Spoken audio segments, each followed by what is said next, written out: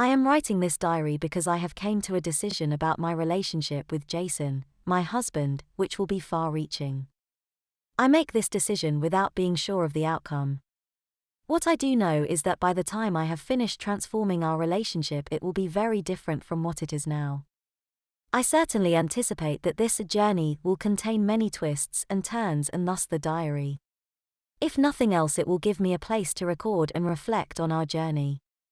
A place where I can be honest about myself, about Jason, and about our relationship. My diary will be my objective stranger that I can confide in and tell my story to. I currently have no one else I feel I can share these things with. I know this will be important as I suspect that things will get very intense from time to time.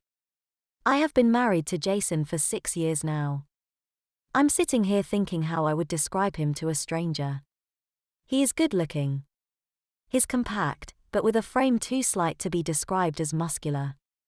5'7" in height, well proportioned with classical blonde hair and blue eyes.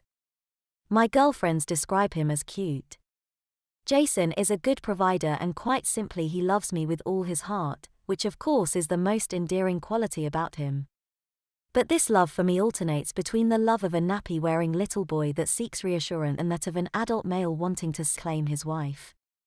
I had half known this before we married, but as all lovers do, I overestimated the power of my love to change him. For his part, he was confident that in the security of our relationship he would at last be able to leave behind his infant longings. It hasn't happened.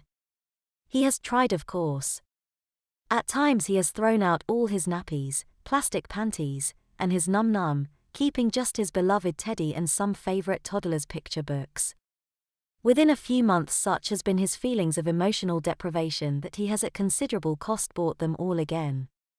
It is an emotional roller coaster ride for us both.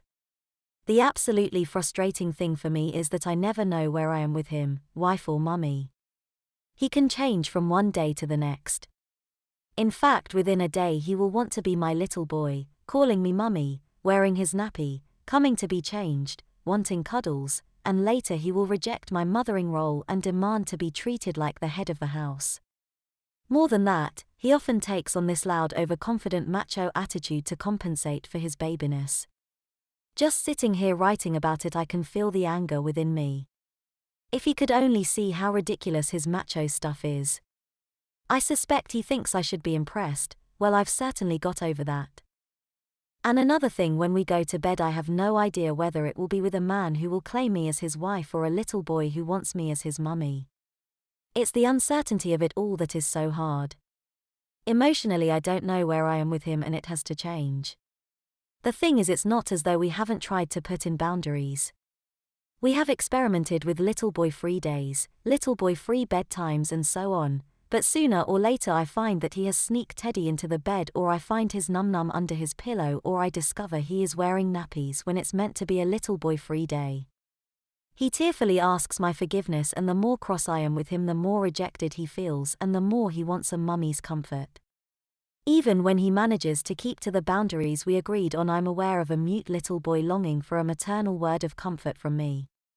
It's because I know the emotional abuse he suffered at the hands of his biological mother I end up reaching out to him and giving him what he emotionally needs, which he then responds to with puppy-like gratitude.